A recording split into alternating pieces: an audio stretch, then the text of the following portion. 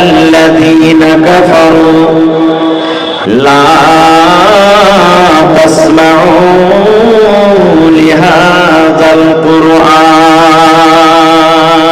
سبحان الله আল্লাহ রাব্বুল আলামিন ওদের কথাটা বলছেন যে কথাটা বেঈমান মুশরিকরা ওই জামানাতে বলেছিলেন কি বলেছিলেন ওয়াকালাল্লাযীনা কাফারু কাফেররা বলতে লাগলো এক অপরকে বলাবলি করতে লাগলো 5 জন 10 জন মানুষ বসে গেল আজকে যেমন জালসা বসে আছেন এরকম তাদের বৈঠক হয়ে গেল মজলিস শুরু হয়ে গেল এক অপরকে বলাবলি করতে লাগলো এই মানুষরা তোমরা শোনো রে কি শোনো লা তাসমাউ লিহাযাল কুরআন খবরদার খবরদার এই কোরআন তোমরা শুনবে না এই কোরআন তোমরা শুনবে না মুহাম্মদ ছেলেটা যখন কোরআন পড়বে তার কোরআন তোমরা শুনবে না কোরআন শুনবে না অন্য কাফের বেঈমান মুশরিকরা বলতে লাগলো এই আল্লাহর বান্দা শুনো রে মুহাম্মদ ছেলেটা যদি কোরআন পড়তে লাগে আমাদের কানে অটোমেটিক আওয়াজ ঢুকবে আজকে আমি মাইকে বলছি যদি আপনারা বলেন আমি শুনবো না বলে কি চারা আছেন না মাইকের আওয়াজ যত দূর পর্যন্ত যাবে আজকে জালসার আওয়াজ যায় মাইকের আওয়াজ চলে যায় কানে আপনার আওয়াজ ঢুকবে একটাই মানা রাখবে ইমানকে বলতে লাগলো আরে যদি কোরআন পড়ে আর আমরা যদি ওখানে বসে থাকি তাহলে তোমাদের কথাটা আমাদের আওয়াজ আমাদের কানে আসবে কেমন করে কোরআন শুনবি না কি করতে হবে সুবহানাল্লাহ তারা প্ল্যানিং করবে এই আল্লাহর বান্দা তোমরা শোনো ওয়াকালাল্লাযীনা কাফারু লা তাসমাউ লিহাযাল কুরআন ওয়ালগাউ ফীহি লাআল্লাকুম তাগলিবুন ওয়ালগাউ তোমরা কি করবে সুর করবে তোমরা লোক কথা বলবে তোমরা সিটি বাজাবে তোমরা চিল্লাবে যখন মুহাম্মদ ছেলে কোরআন তেলাওয়াত করবে তখন তোমরা তালি বাজাবে তখন হাউমাউ করে চিৎকার করবে যখন মুহাম্মদ ছেলেটা কোরআন পড়বে তখন তোমরা কানে লাগিয়ে দিবে যখন কোরআন পড়বে তখন জোর জোর করে তোমরা চিল্লাবে চেঁচাবে যখন জোর করে চিল্লাবে চেঁচাবে সিটি মারবে তখন ওর কথাটা তোমাদের কানে আসবে না ওই কোরআনের কথা তোমাদের কানে আসবে না তোমরা কোরআন শুনতে পারবে না এই কাজটা করতে গেলে লাআল্লাকুম তাগলিবুন তোমরা গালিব হয়ে যাবে আশা করছি তোমরা গালিব হয়ে যাবে নারে তাকবীর ভাইয়া মোদিকে যেমন শর্টে কথাটা বলছি তারাও যে এরকম প্ল্যানিং করেছিল কিন্তু কামিয়াব হইতে পেরেছে তারা হইতে পারেনি আল্লাহর কোরআন ছিল আছে থাকবে আল্লাহর কোরআন মিটেনি আর মিটাতে পারছে না আর আগে মিটাতে পারবে না কারণ আল্লাহ তাবারাক ওয়া তাআলা এর গ্যারান্টি নিয়েছেন হেফাজত আল্লাহ করবেন ভাই মুসলমান এবার আগে চলেন আমি আপনাদের সামনে কোরআন মাজিদ তেলাওয়াত করেছি আল্লাহ তাবারাক ওয়া তাআলা সে আয়াত থেকে বলছেন ইয়া আইয়ুহাল্লাযীনা আমানু কি হচ্ছে রে ভাই আল্লাহ রাব্বুল আলামিন বলেন ইয়া আইয়ুহাল্লাযীনা আমানু কু আনফুসাকুম ওয়া আহলিকুম নারা माइक में थोड़ा आवाज दीजिएगा माइक में थोड़ा आवाज बढ़ाइए আল্লাহ রাব্বুল আলামিন আয়াতটাতে বলেন হে ঈমানদার বান্দা বান্দি তোমরা শোনো আল্লাহ রাব্বুল আলামিন আয়াতে বেঈমানকে ডাক দেন না আল্লাহ রাব্বুল আলামিন ধোঁকাবাজকে ডাক দেন না আল্লাহ রাব্বুল আলামিন মদখোরকে ডাক দেন না আল্লাহ রাব্বুল আলামিন মিথ্যাকারীকে ডাক দেন না আল্লাহ রাব্বুল আলামিন ঈমানদার বান্দা বান্দীদেরকে ডাক দিচ্ছেন যে এক আল্লাহকে বলে স্বীকার করেছেন নবীর প্রতি ঈমান এনেছেন আখিরাতের প্রতি ঈমান যারা জান্নাত জাহান্নাম বলে বিশ্বাস করেছে আল্লাহ রাব্বুল আলামিন আপনাদের মতো ঈমানদার বান্দা বান্দীদেরকে ডাক দিচ্ছেন আল্লাহ ঈমানদার বান্দা বান্দীদের প্রতি কত দয়া ওরে সুবহানাল্লাহ ঈমানদার বান্দা বান্দী যেন জাহান্নামের ভিতরে না চলে যায় ঈমানদার বান্দা বান্দীরা যেন জাহান্নামের আগুনে না জ্বলে এই জন্য আল্লাহ রাব্বুল আলামিন ঈমানদার বান্দা বান্দীদেরকে ডাকতে বললেন, হে ঈমানদার বান্দা বান্দী শোনো রে, আনফুসাকুম, তুমি নিজে বাঁচো, তুমি নিজে বাঁচো, তোমার নিজের নফসকে বাঁচাও। আনফুসাকুম ওয়া আহলিকুম, তুমি নিজে বাঁচো এবং তোমার পরিবারকে বাঁচাও, তোমার বেটাকে বাঁচাও, তোমার বেটিকে বাঁচাও, তোমার মাকে বাঁচাও, তোমার আব্বাকে বাঁচাও, তোমার ছেলেকে বাঁচাও, তোমার মেয়েকে বাঁচাও, তোমার ভাইকে বাঁচাও, তোমার পরিবারকে বাঁচাও। কি থেকে বাঁচাও? আল্লাহ রাব্বুল আলামিন বলেন, নার জাহান্নামের আগুন থেকে বাঁচাও। কত সুন্দর করে আল্লাহ বলছেন, হে ইমানদার বান্দা বান্দীরা, তুমি এবং তোমার পরিবারকে কি থেকে বাঁচাও? জোরে বলেন, আর একটু জোরে বলেন, জাহান্নামের আগুন থেকে বাঁচাও। আচ্ছা বলেন তো ভাই, আমরা কি দু চোখে জান্নাত দেখেছি? একটু কথা বলেন, জান্নাত দেখেছি? আমরা দু চোখে কি জাহান্নাম দেখেছি? জাহান্নাম কেউ দেখেনি। কিন্তু আল্লাহ তাআলা বলে, হে ইমানদার বান্দা বান্দী, আমি নেককার মানুষের জন্য জান্নাত তৈরি করেছি। আর এমনই জান্নাত দু চোখে দেখা দূরের কথা, মানুষ অনুভব করতে পারবে না অন্তরে যে জান্নাতটা হবে কেমন। এমন জান্নাত আমি তৈরি করেছি, কেউ দেখেনি। এবং জাহান্নামটা হলো খুবই ভয়ঙ্কর জায়গা, কঠিন জায়গা। কেমন কঠিন জায়গা? আচ্ছা আপনি বলেন তো, আল্লাহ এখানে জাহান্নামের আগুন থেকে বাঁচতে বললেন। আজকে যদি আপনি একটা চেরাগ ধরিয়ে দেন, চেরাগ তো বাড়িতে আছে, এখন না থাক, দেখেছেন চেরাগ, মোমবাতি দেখেছেন, জ্বালিয়ে দিলেন। এবার যদি আমি বলি যে হাজি ভাই, আপনার এই হাতখানটাকে কিংবা লোকটাতে 1 মিনিট পর্যন্ত এরকম করে ধরে থাকেন চেরাগ চালিয়ে, পারবো আমরা কেউ? কথা বলেন, পারবো? পারবো না। যদি বলে 8 মিনিট 30 সেকেন্ড ধরে থাকেন, পারবো ভাই? পারবো কি? কেন পারবো না? হাত জ্বলে যাবে, হাত জ্বলে যাবে। আল্লাহ রাব্বুল আলামিন বলেন, হে ঈমানদার বান্দারে, জাহান্নামের ভিতরে আছে আগুন, জাহান্নামের ভিতরে আছে আগুন। আল্লাহ বলেন, বান্দারে, তুমি এবং তোমার পরিবারকে জাহান্নামের আগুন থেকে বাঁচিয়ে নাও। এবার বলে, বন্ধুরে, আমার মাওলানারা বসে আছেন, জিজ্ঞাসা করবেন। আল্লাহর নবী বলেছেন, আল্লাহ রাব্বুল আলামিন 70 ভাগ আল্লাহ আগুন তৈরি করেছেন। এই দুনিয়াতে যেটা ভাগ আগুন আছে, এরকম করে করে 70 ভাগ আগুন আল্লাহ রাব্বুল আলামিন তৈরি করেছেন। 70 ভাগ আগুনের মধ্যে 69 ভাগ আল্লাহ রাব্বুল আলামিন জাহান্নামের ভিতরে রেখেছেন। আর 1 ভাগ আগুন আল্লাহ রাব্বুল আলামিন দুনিয়াতে দিয়েছেন। 1 ভাগ আগুনের যদি এত দাম হয়, 1 ভাগ আগুনের যদি এত ভোল্টেজ হয়, 1 ভাগ আগুনের যদি এত তাপ হয়, যে আগুন যদি আমাদের হাতে লেগে যায়, হাত কিন্তু ফোঁচা পড়ে যায়, হাত আমাদের জ্বলে যায়। যে আগুনের ভিতরে আমরা 1 মিনিট পর্যন্ত নিজের হাত খানটাকে দিতে পারবো না। 1 ভাগ আগুনে যদি এত তাপ হয়, ওরে সুবহানাল্লাহ, আল্লাহ বলেন, বান্দারে, তুমি 1 ভাগ আগুন দুনিয়াতে তুমি এত সহ্য করতে পারো না, তার তাপ আমি আল্লাহ রাব্বুল আলামিন 69 ভাগ আগুন জাহান্নামের ভিতরে রেখেছি। আল্লাহ মানুষকে ডাকতে বলে, বান্দারে, তোমাদের প্রতি আমার মায়া আছে, আল্লাহ তোমাদের প্রতি আমার দয়া আছে, তোমরা জাহান্নামের ভিতরে জ্বলবে, আমি আল্লাহ সহ্য করতে পারবো না। এই জন্য ঈমানদার বান্দা বান্দি, তুমি এবং তোমার পরিবারকে জাহান্নামের আগুন থেকে বাঁচিয়ে নাও। কেন? আল্লাহ তাআলা বলছেন, ওয়াকুদুহান নাস ওয়াল হিজারা, জাহান্নামের লোকই হবে কে? মানুষ এবং পাথর। বলেন সুবহানাল্লাহ, জোরে পড়েন সুবহানাল্লাহ। জাহান্নামের লোকরে কি হবে? মানুষ এবং পাথর। আপনারা বলবেন, হাজী মাওলানা, মানুষ নেই জ্বলে পড়ে ছাই হয়ে যাবে, পাথর কি পুড়ে জাহান্নামের ভিতরে? আজ থেকে মোটামুটি 15 দিন মাস আগে মোবাইলে দেখেছেন, আমেরিকাতে আগুন লেগেছিল, দেখেছেন? আগুন লেগেছিল, আপনারা মোবাইলে দেখেছেন? ওরে সুবহানাল্লাহ, নিজ চোখে চোখে দেখেছেন। 5 তলা, 15 তলা, 50 তলা, 20 তলা করে বড় বড় বিল্ডিং ভেসে গেল, জ্বলে গেল, পুড়ে ছাই হয়ে গেল।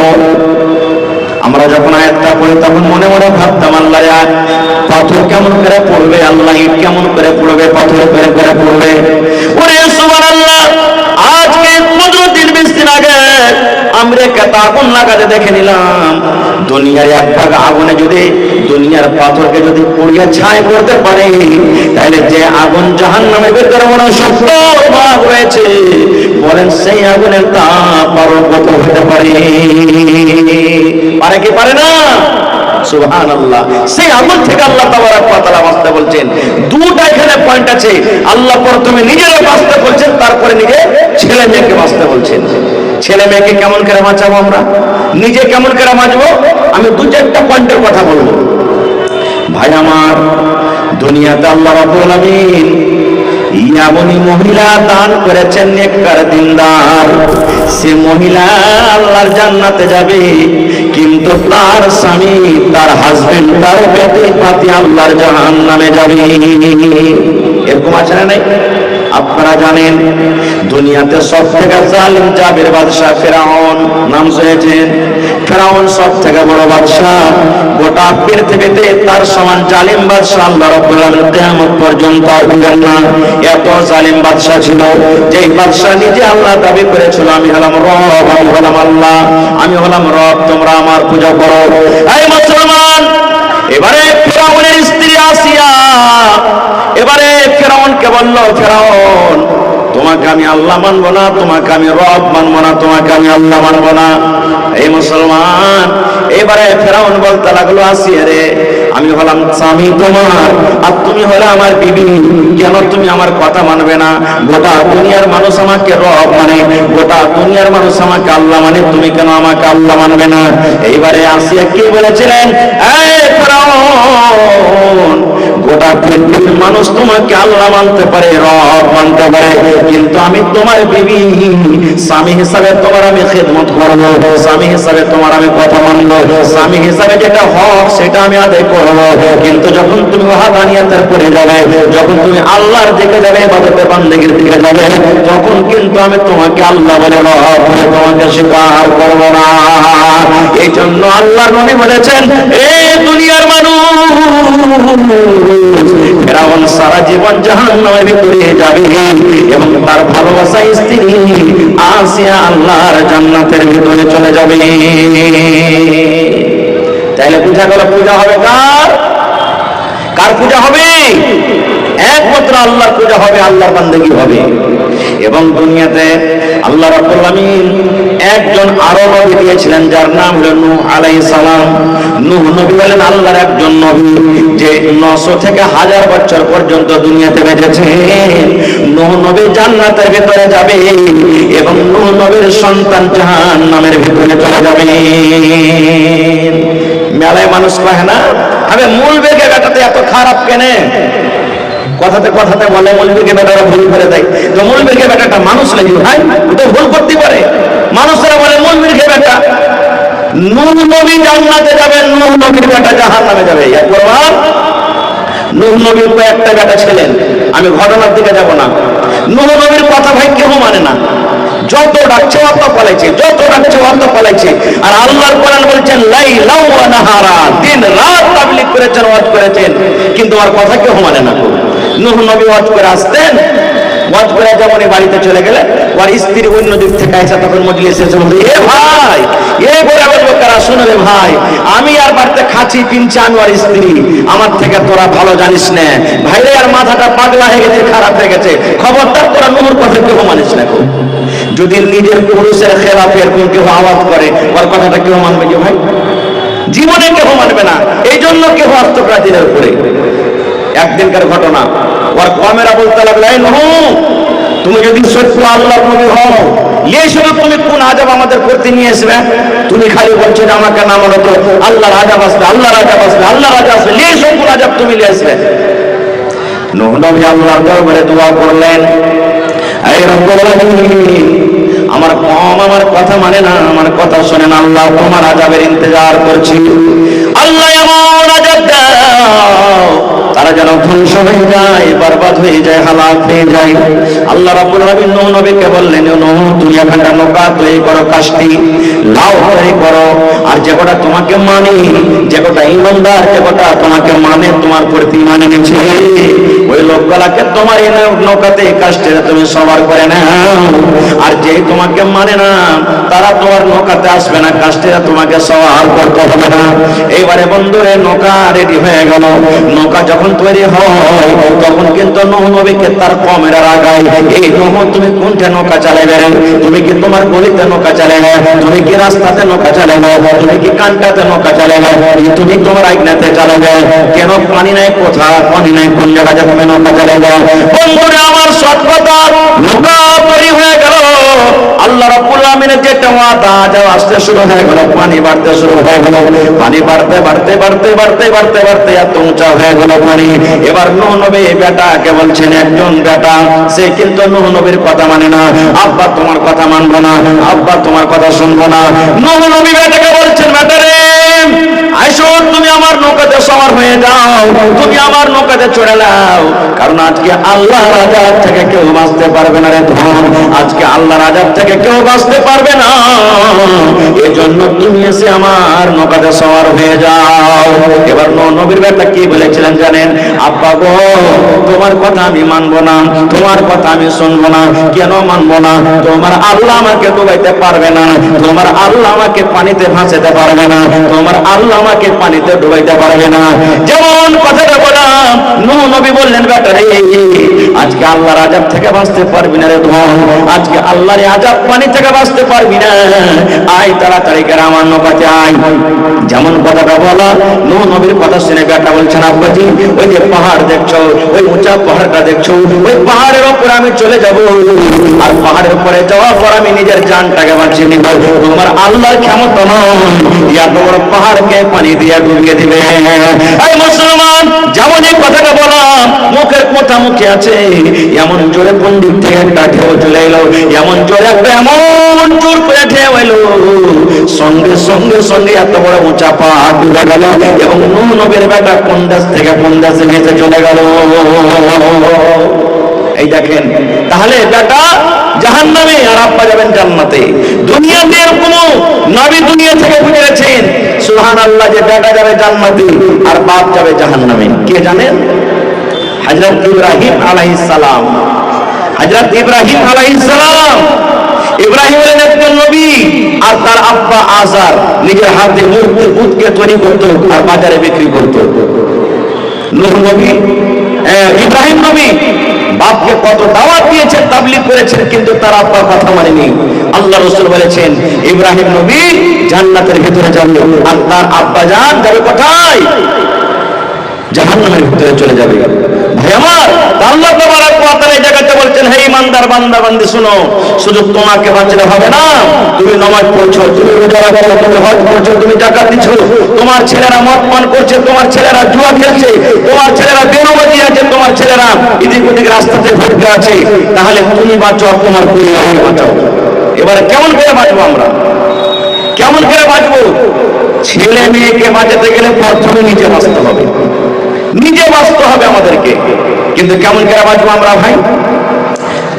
বাঁচতে গেলে সর্বপ্রথম আমাদেরকে নেক আওলাদ আল্লাহর কাছে চাইতে হবে, নেক সন্তান আমাদেরকে চাইতে হবে। কেমন নেক সন্তান চাইতে হবে? আজকে আপনার ছেলে হয় না, আমার ছেলে হয় না, 10 বছর 15 বছর বিয়ে হয়ে গেল, সন্তান হয় না, আল্লাহর কাছে দোয়া করছি, আল্লাহ জি একটা ছেলে গেলা দাও না, আল্লাহ রাত দিন নামাজ পড়ে আঁচল পাই থাকে, আমার মায়েরা দোয়া করবেন, আল্লাহ একটা ছেলে গেলা দাও না, আল্লাহ একটা ছেলে দাও।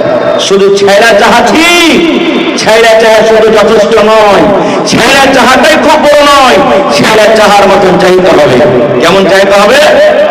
যেমন হযরত ইব্রাহিম আলাইহিস সালাম 80-85 বছর বয়স, একটাও কিন্তু এখন পর্যন্ত সন্তান হয়নি, মাথার চুল পেকে গেছে, চোখ কিন্তু ঝাপসা পড়ে গেছে। ওরে আল্লাহ, বয়স 80-85 বছর হয়ে গেছে, এরকম বয়সে ইব্রাহিম নবী আল্লাহর দরবারে দোয়া করছেন, রব্বে হাবলি মিনাস সালিহিন। এই আল্লাহ, আমি তোমার নবী ইব্রাহিম দোয়া করছি, আল্লাহ আমার বয়স 85 বছর হয়ে গেছে, আল্লাহ এখন পর্যন্ত একটা সন্তান হয়নি, রব্বুল আমিন তুমি আমাকে একটা সন্তান দাও, তুমি আমাকে একটা ছেলে দাও, তুমি আমাকে একটা সন্তান দাও। কেমন সন্তান দাও? আল্লাহ সেই সন্তান যেন নেককার হয়, সেই সন্তান যেন দিনদার হয়, সেই সন্তান যেন মুত্তাকি হয়, সেই সন্তান যেন পরহেজগার হয়, সেই সন্তান যেন সালেহ হয়, সেই সন্তান যেন আল্লাহর গায়ের সালে না হয়। দোয়া করছেন একজন নবী, আল্লাহ তুমি মাকে যে সন্তান দিবে সন্তানটা নেক দাও সন্তান। আর আমরা দোয়া করব কি, আল্লাহ সন্তান দাও। তো দুটোতে পার্থক্য হলো না ভাই? পার্থক্য হলো না? আল্লাহর কাছে যখন সন্তান চাইবেন তো নেক সন্তান চাইতে হবে। নেক সন্তান চাইতে গেলে কি হবে জানেন? আর আপনার যদি সন্তানটা নেক হয় তা আপনার জন্য কত লাভ আছে, সুবহানাল্লাহ। আল্লাহ রাসূল বলেছেন, ইজা মাতাল ইনসান, মানুষ যখন মরে যায় সমস্ত আমল তার বন্ধ হয়ে যায়। দুনিয়াতে বেঁচে আছেন, নামাজ পড়বেন নেকি পাবেন, রোজা রাখবেন নেকি পাবেন, তেলাওয়াত করবেন নেকি পাবেন, দান করবেন নেকি পাবেন, হজ করবেন নেকি পাবেন।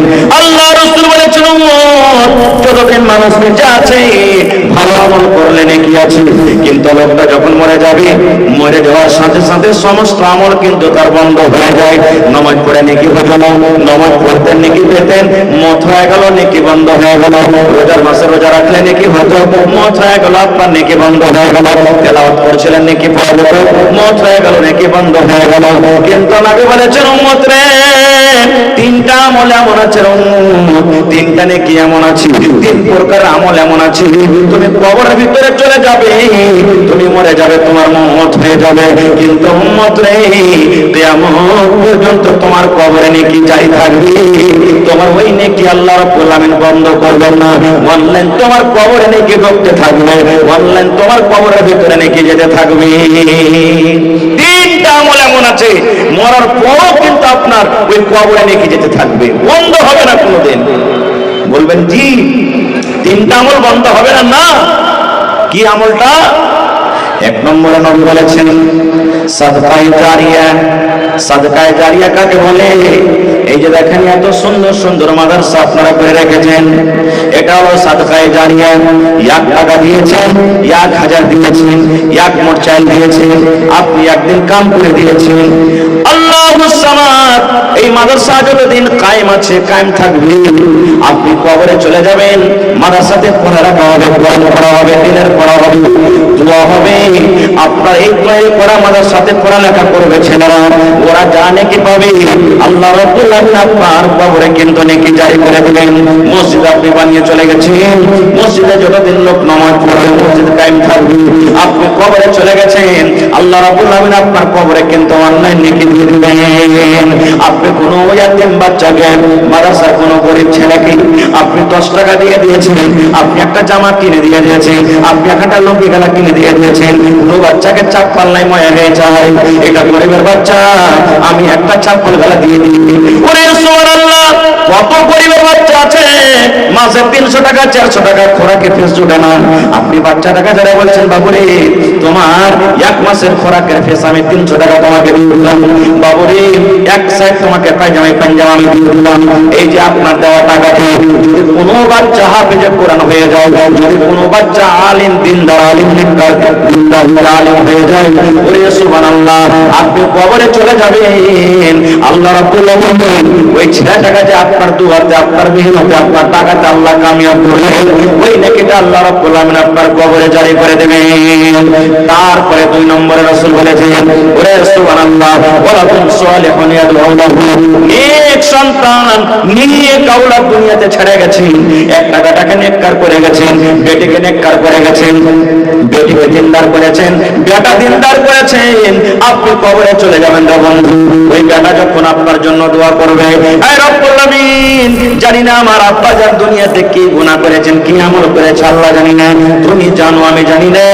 মা, ওরে আল্লাহ কবরে চলে গেছেন, বেটি দোয়া করবেন, রব্বুল আলামিন আমার মা কবরে চলে গেছেন, আব্বা কবরে চলে গেছেন, রব্বুল আলামিন আমি বেটি হয়ে তার জন্য দোয়া করি, আল্লাহ আমার আব্বা মায়ের জীবনে যদি কোনো গুনাহ হয়ে থাকে, ছোট বড় সাগিরা কাবিরা, হে রব্বুল আলামিন আমরা তার সন্তান হয়ে দোয়া করি, আল্লাহ তুমি আমার আব্বা মায়ের জীবনের গুনাহ কথাকে আল্লাহ মাফ করে দাও, আল্লাহ আমার মা বাবার কবরে তুমি জান্নাতের বিছানা দিয়ে দাও, আল্লাহ মা বাবার কবরকে তুমি নূর দিয়ে মানব করে দাও।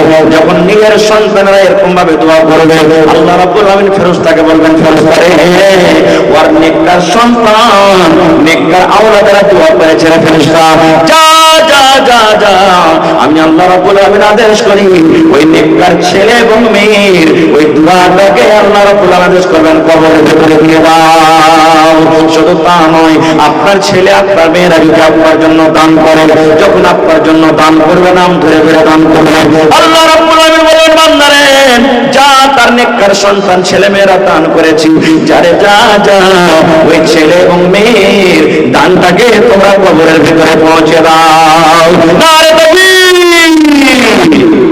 1000 নগদ 2000 বাকি হাতের থেকে। আচ্ছা আচ্ছা ভাই আমার, এই দেখেন নেককার সন্তান থাকলে দোয়া করবে, আর যদি ছেলেটা জুয়ারি হয়, ছেলেটা যদি শরাবি হয়, ছেলেটা যদি বদমাশ হয়, তাহলে তো নিজেই জানবে না নিজের জন্য করতে, তো মা বাবার জন্য কেমন করে করবে ভাই?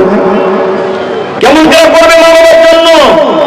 এই জন্য ছেলে যখন চাইতে হবে আল্লাহর কাছে প্রথমে নেককার ছেলে চাইতে হবে, দিনদার ছেলে চাইতে হবে, আল্লাহর কাছে দোয়া করতে হবে, আল্লাহর কাছে কান্না কান্না দোয়া করতে হবে, আল্লাহ তুমি আমাকে নেককার দিনদার ছেলে দাও।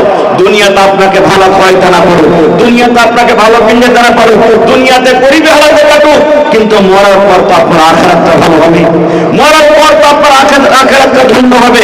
এই জন্য আল্লাহর কাছে যখন দোয়া করবেন নেককার সন্তান আল্লাহ তাবারক ওয়া তাআলার কাছে চাইতে হবে।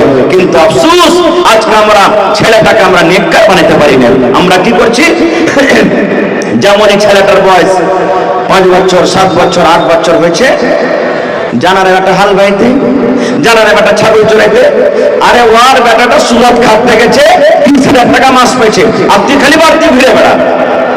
এই দেখেন লোকের বেটা কত টাকা ইনকাম করছে, এটা আমরা দেখতে যাচ্ছি। আচ্ছা আপনারা বলেন তো, আমাদের এই বিহারের আগেকার মুখ্যমন্ত্রী আপনারা সবাই জানছেন নীতিশ কুমার, জনাব নীতিশ কুমার আগে লালু যাদব ছিলেন না? জোরে বলেন ছিলেন কি ছিলেন না? তারপরে আস্তে আস্তে তার ছেলে লালু যাদবের ছেলে যিনি উপ মুখ্যমন্ত্রী ছিলেন, ওর নাম কি বলেন তো? একটু জোরে বলেন, আরো জোরে বলেন। তেজস্বী যাদব নাকি? লালু যাদবের বেটার নাম সবাই জানি, আমার আপনার বেটার নামও জানে? জানে জি ভাই, লোকের বেটার নাম আমরা জানি, কিন্তু আমার বেটার নাম জানে না কেউ। কেন জানে না জানেন? এই যে তালিম নেই আমাদের ভিতরে, লোককে আমরা আগে করছি, লোককে আমরা বড় করছি, কিন্তু নিজের বেটাগুলাকে আমরা বড় করি না, নিজের বেটিগুলাকে আমরা আগে বাড়াই না, বেটিগুলাকে পড়াই না।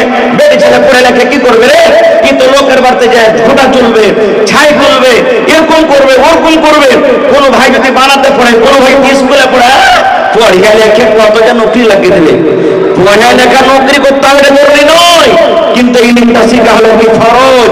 ইলম শিখতে হবে, ছেলেরাকে ইলম দিতে হবে। কারণ আল্লাহ তাবারক ওয়া তাআলা কোরআনে 114 সূরা দিয়েছেন, 114 সূরার মধ্যে আল্লাহ তাবারক ওয়া তাআলা সর্বপ্রথম নবীকে দান করেছেন, সেটা হলো কি ইকরা পড়ো। কেন? মক্কাতে যখন নবী এসেছেন নবী হয়ে, তখন জেনা ব্যভিচার হতো, চুরি হতো, ডাকাতি হতো, বেড়ি ছেলেকে জিন্দা জমিনে দফন করতো। কোন বেড়ি ছেলে যদি তার স্বামী মারা যেত, ওই বেড়ি ছেলেটাকে জিন্দা আগুনে জ্বালিয়ে দিত এবং মদ পান করতো। এক খানদান আরেক খানদান যদি লড়াই চালু হতো, চুপ চুপ চুপ চুপ করে লড়াই চলতো। দুনিয়াতে এমন কোন লড়াই ছিল না যে লড়াই মক্কাতে হতো না।